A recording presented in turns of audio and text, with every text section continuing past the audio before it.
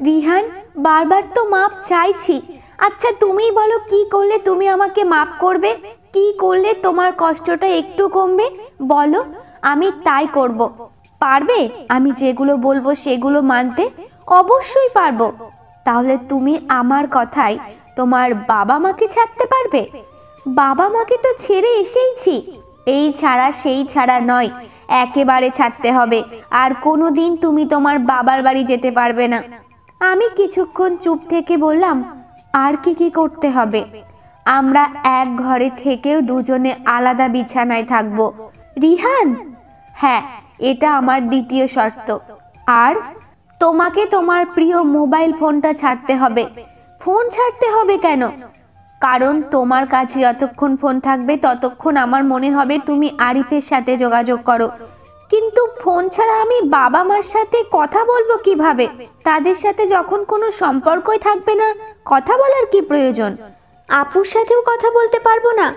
আপুর সাথে বলবে, তবে আমার ফোন দিয়ে। আর কিছু না, এটুকুই। আচ্ছা, এগুলো মানতে তোমার কষ্ট হবে না? কষ্ট হবে না যে তা নয়, তবে তোমার থেকে দূরে থাকার চেয়ে এই কষ্টকে না হয় আপন করে নিলাম। তোমাকে পাওয়ার জন্য এই কষ্টটুকু মেনে নিতে আমার কোনো আপত্তি নেই। আলাদা বিছানায় থাকতে তোমার কোনো আপত্তি নেই? আপত্তি থাকলেও তোমার মনের শান্তির জন্য এটুকু তো আমি করতেই পারি। আর তোমার প্রিয় ফোনটা, তোমার চাইতে কি ফোন আমার কাছে বেশি প্রিয় হতে পারে? তোমার জন্য শুধু ফোন কেন, পৃথিবী ছাড়তেও রাজি আছি। থাক, পৃথিবী ছাড়তে হবে না, এটুকু ছাড়লেই চলবে। সংসারটা টিকিয়ে রাখতে মুখ বুঝে রিহানের সব শর্ত মেনে নিলাম। আমি জানি এগুলো সব ও রাগ থেকেই করছে। জানি না এই রাগ ওর কখনো কমবে কিনা, তবে আশায় আছি একদিন সব ঠিক হয়ে যাবে। আমি রিহানকে বললাম, রিহান, আমি কনসিভ করেছি। কনসিভ করেছো? বাচ্চাটা কি সত্যিই আমার? ছি রিহান, তুমি এতটা নোংরা মনের মানুষ আমি ভাবতেও পারিনি। তুমি এই কথাটা কিভাবে বললে? কেন, তুমি নোংরামি করতে পারো, আমি বললেই দোষ? রিহান, তুমি এমন কথা বলতে পারলে? কিভাবে বললে কথাটা?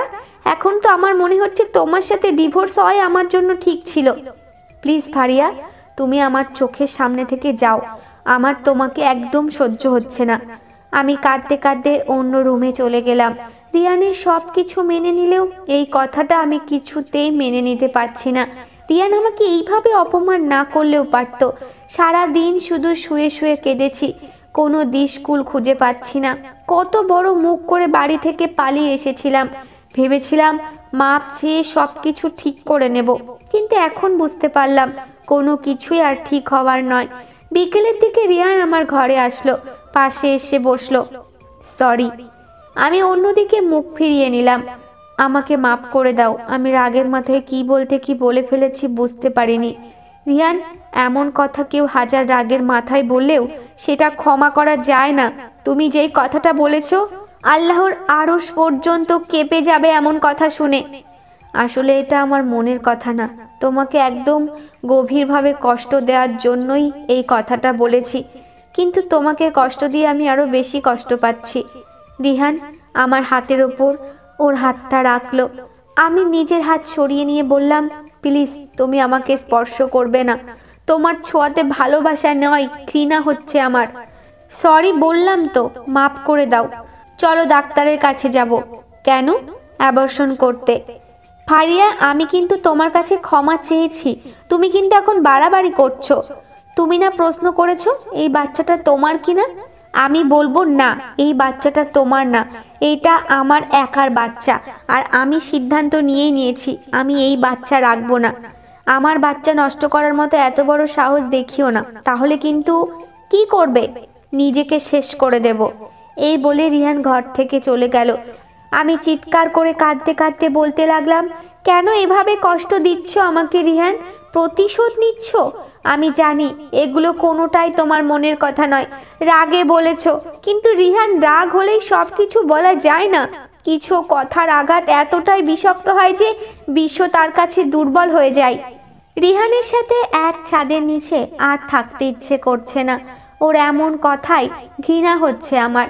ভাবছি বাড়ি চলে যাই, কিন্তু বাড়িতে গেলেই কি আমি শান্তি পাবো? অনেক বড় মুখ করে বাড়ি থেকে পালিয়ে এসেছিলাম, এখন যদি ফেরত যাই মা বাবার কাছে নিজেকে, রিহানকে ছোট করা হবে। বাবা হয়তো আমাকে বাড়িতে উঠতেই দেবেন না। বাবা যে বর্তমান আমার ওপর ভীষণভাবে রেগে আছেন। কি করব আমি? কোথায় যাব? যদি নিজের একটা বাড়ি থাকতো, যদি নিজের একটা সঠিক ঠিকানা থাকতো, তাহলে এই যন্ত্রণা জীবন থেকে বেরিয়ে নিজের মতো করে একটু বাঁচতাম। কেন আমাদের মেয়েদের একটা নিজস্ব বাড়ি হয় না?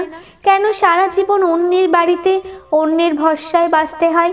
কেন বাবার রাগ, সমাজের ভয়, স্বামীর অবহেলা মুখ বুঝে সহ্য করতে হয়? আর যদি আমার নিজের মাথা গোজার একটা ঠাঁই থাকতো, তাহলে সত্যি বলছি সব ছেড়ে চলে যেতাম। কিন্তু নেই, আমার কোনো নিজস্ব ঠিকানা নেই, তাই কোথাও যেতেও পারবো না।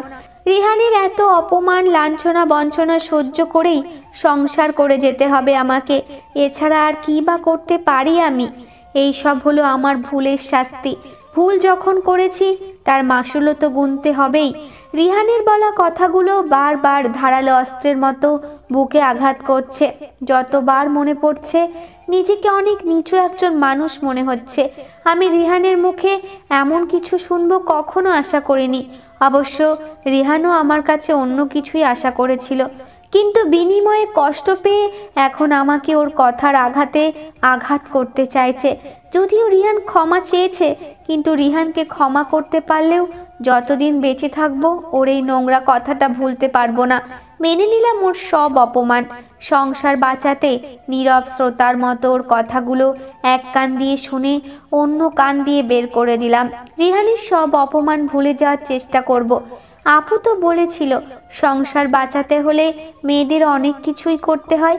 আমিও না হয় সংসার বাঁচাতে রিহানের সব অপমান মেনে নিলাম। সংসারটা কোনো মতে টিকে থাকলেও সংসারে প্রাণ নেই বললেই চলে। খুব প্রয়োজন ছাড়া দুজনের মধ্যে কোনো কথা হয় না।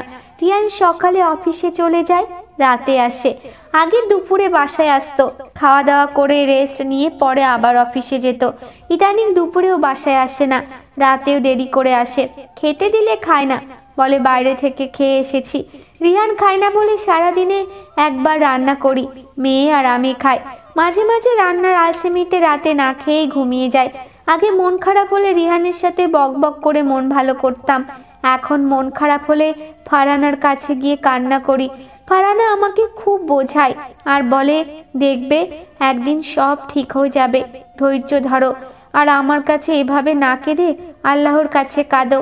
আমি তোমাকে সান্ত্বনা ছাড়া কিছুই দিতে পারবো না, কিন্তু আল্লাহ, উনি সব ক্ষমতার মালিক, তার কাছে চাইলে তিনি তোমাকে অবশ্যই সাহায্য করবেন। ফারহানার কথায় আমি সত্যি আশ্বস্ত হতাম। এই বিপদের সময় যদি ফারহানা আমার পাশে না থাকতো, তাহলে হয়তো আমি দম বন্ধ হয়ে মরেই যেতাম। সব সময় নামাজের মাধ্যমে আল্লাহর কাছে সাহায্য চাইতাম। সারা রাত ঘুম হতো না বলে নামাজ পড়ে কাটাতাম, আর মনে একটা আশা নিয়ে থাকতাম একদিন সব ঠিক হয়ে যাবে। সকাল থেকেই শরীরটা কেমন খারাপ লাগছে, বিছানা থেকে উঠতে পারছি না।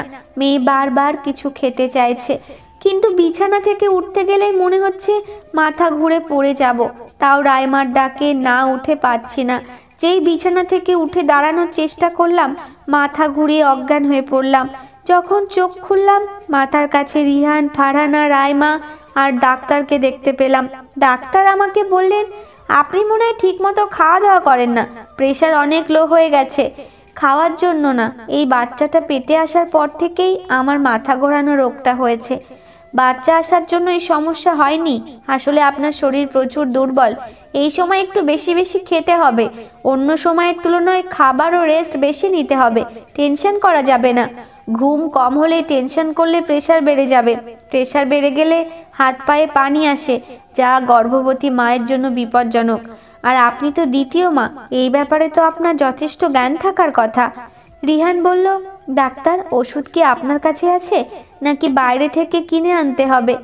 কিছু ভিটামিন, ক্যালসিয়াম, আয়রন লিখে দিয়েছি, ফার্মেসি থেকে এনে নেবেন। আর শুনুন, শুধু ওষুধ খেলেই হবে না, 3 বেলা ভাত আর 2 বেলা পুষ্টিকর নাস্তা খেতে হবে। দুপুরের পর অন্তত 2 ঘন্টা রেস্ট নিতে হবে। বাসায় কি আপনারা ছাড়া আর কেউ থাকে না? জি না। তাহলে তো স্বামী হিসেবে আপনাকে এই সব দায়িত্ব নিতে হবে। এই সময় মায়েরা ঠিকমতো খেতে চায় না, কিন্তু জোর করে খাওয়াতে হবে। যদি ঠিকমতো না খায়, ঠিকমতো পরিচর্যা না করে, তাহলে মা এবং শিশু দুজনেই ঝুঁকির সম্মুখীন হবে। আপনি আপনার বাচ্চার কথা মাথায় রেখে ওনার একটু যত্ন নিন। তারপর ডাক্তার চলে গেলেন, রিহানও অফিসে চলে গেলেন। ফারহানা বলল, তোমার জ্ঞান হারানো দেখে আমি তো ভয় পেয়ে গিয়েছিলাম, তাই রিয়ান ভাইকে ফোন দিয়েছি। পরে উনি ডাক্তার নিয়ে বাসায় এসেছেন। তুমি কিভাবে জানলে আমি জ্ঞান হারিয়েছি? তোমার মেয়ে চিৎকার করে কাঁদছিল, ওর কান্না শুনেই আমি এসেছি। আচ্ছা, এখন রেস্ট নাও, আমি পরে আসবো। আচ্ছা। কলিং বেল বাজতেই দরজা খুলে দেখলাম রিহান এসেছে। ঘড়ির দিকে তাকিয়ে দেখলাম 10টা বাজে। আজ খুব তাড়াতাড়ি এসে পড়েছে। ঘরে ঢুকেই বলছে, তাড়াতাড়ি ভাত দাও, ক্ষুধা লেগেছে। আমি ওর কথায় অবাক হয়ে তাকিয়েছিলাম। প্রায় 3 মাস পর রিহান আমার কাছে ভাত চাইছে। কি হলো? হা করে তাকিয়ে না থেকে টেবিলে খাবার দাও। দুপুরেও কিছু খাইনি আজকে। আমি চুপ। কি হলো, কথা বুঝতে পারোনি? ভাত দাও। কিন্তু ভাত তো নেই। সেই সকালে রান্না করেছিলাম, শেষ হয়ে গেছে। রাতে রান্না করনি? তুমি খাও না বলে এখন আর রান্না করি না।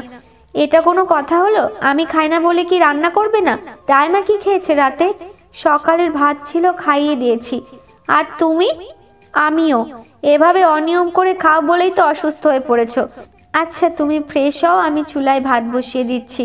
থাক, এত রাতে রান্না করতে হবে না। কালকে থেকে রোজ 3 বার রান্না করবে। এখন থেকে আমি বাসাতেই খাবো। এই বলে রিহান বাইরে চলে গেল। 10 মিনিট পর 4টে ডিম সিদ্ধ, পাউরুটি আর কলা নিয়ে বাসায় ঢুকলো। আমাকে টেবিলে ডেকে নিয়ে গিয়ে 2টা ডিম, 1টা কলা আর পাউরুটি খেতে দিল। আমি বললাম, তুমি খাও, তোমার খিদে লেগেছে। শুধু আমি খেলেই হবে? তোমাকে খেতে হবে না? আমি তো ভাত খেয়েছি। খেয়েছো তো কি হয়েছে? এখন আমার সামনে এগুলো খাও। আমি রিহানকে বারবার তাকিয়ে দেখছিলাম। কি হলো, খাচ্ছ না কেন? আচ্ছা ওয়েট, আমি খাইয়ে দিচ্ছি। রিহান আমাকে ডিম সিদ্ধ খাইয়ে দিচ্ছিল, আর আমার চোখ দিয়ে ঝরঝর করে পানি পড়ে যাচ্ছে। রিহানের চোখেও পানি টলমল করছে। ডাক্তার কি বলেছে মনে আছে তো? কমপক্ষে দিনে 5 বার খেতে হবে। 3 বেলা ভাত আর 2 বেলা হালকা নাস্তা। শুধু হু করলে হবে না, সব নিয়ম পালনও করতে হবে, সুস্থ থাকার জন্য, আমাদের বাচ্চার জন্য। খাওয়ার পর সব কিছু গুছিয়ে লাইট ফ্যান অফ করে প্রতিদিনের মতো রাইমার পাশে গিয়ে শুয়ে পড়লাম। রিহান পাশে এসে বসলো। আমি জিজ্ঞেস করলাম, ঘুমাবে না? ঘুম আসছে না। তোমার ঘুম না আসলে একটা কথা বলতাম। কি কথা? ফারিয়া, আমি জানি একটা তুচ্ছ বিষয় নিয়ে তোমাকে খুব বেশি কষ্ট দিয়ে ফেলেছি। আমাকে কি মাপ করা যায় না? রিহান, আমি সব কিছু অনেক আগেই ভুলে গেছি। তাহলে বলো, তুমি আমাকে ক্ষমা করেছো? রিহান, তুমি তো কোনো ভুল করনি, তাহলে তুমি মাপ কেন চাইছো? আসলে ভুলটা হয়তো আমাদের দুজনেরই, তবে আমরা একে অপরের প্রতি একটু বেশি কঠোর হয়ে গিয়েছিলাম। ফারিয়া, এসো না, আমরা সব কিছু ভুলে আবার নতুন করে সব কিছু শুরু করি। এভাবে বাঁচা যায় না। আমি কাঁদতে লাগলাম। রিহান আমার চোখের পানি মুছে দিয়ে বলল, আমি কি তোমার পাশে শুতে পারি? আমি মাথা নাড়িয়ে হ্যাঁ বললাম। রিহান আমাকে জড়িয়ে ধরল। আমিও রিহানের ভালোবাসা পাবার লোভে আর মানা করতে পারলাম না। তারপর থেকে আস্তে আস্তে সব কিছু ঠিক হতে শুরু করলো। রিহান এখন সময় মতো বাসায় আসে, দুপুরেও বাসায় এসে রেস্ট নেয়। এখন রিহান আমার অনেক যত্ন করে, অনেক রকমের গল্পও করে। সারা দিন কি কি করলো, কোথায় গিয়েছিল, কেন গিয়েছিল, সব রকমের গল্পই করে। আগে আমি বকবক করতাম, এখন রিহানই বকবক করে। তবে আমার একটু বিরক্তও লাগে না, বরং মনের ভেতর আনন্দ অনুভব করি। কোনো কিছু হারিয়ে পাওয়ার সুখ যে এতটা মধুর, এই খারাপ সময়গুলো জীবনে এসেছিল বলেই বুঝতে পেরেছি। দেখতে দেখতে ডেলিভারি ডেট চলে আসলো। আমি একজন ছেলে সন্তান জন্ম দিলাম। বাবা আমার ওপর রেগে থাকলেও নাতির কথা শুনে আর রাগ করে থাকতে পারলেন না। মাকে নিয়ে বাবা ঢাকায় চলে আসলেন। শ্বশুর বাড়ির লোকজনও অনেকেই আসলেন। মেজোজা আমার কাছে ক্ষমা চাইলেন। আমি বললাম, আপু, আমি আপনাকে অনেক আগেই ক্ষমা করে দিয়েছি, তবে আপনাকে মন থেকে কখনো সম্মান করতে পারবো না। আপনি চাইলে ব্যাপারটা গোপন রাখতে পারতেন, কিন্তু ফাঁস করে দিয়ে বেশি ভালো করেছেন। কারণ স্বামীর কাছে একটু নত হয়ে থাকা যায়, কিন্তু আতঙ্ক নিয়ে বাঁচা যায় না। আতঙ্কিত জীবন অনেক কষ্টের হয়। এখন আমার কোনো আতঙ্ক নেই, নিজেকে স্বাধীন মনে হয়। আসলে জীবনে কিছু খারাপ সময় আসা দরকার, তাহলে ভালো সময়টাকে উপভোগ করা যায়। যখনই খারাপ সময় আসে আমি আল্লাহর ওপর ভরসা রাখি, কারণ আমি জানি এই খারাপ সময়ের পরে একটা ভালো সময় আসবেই।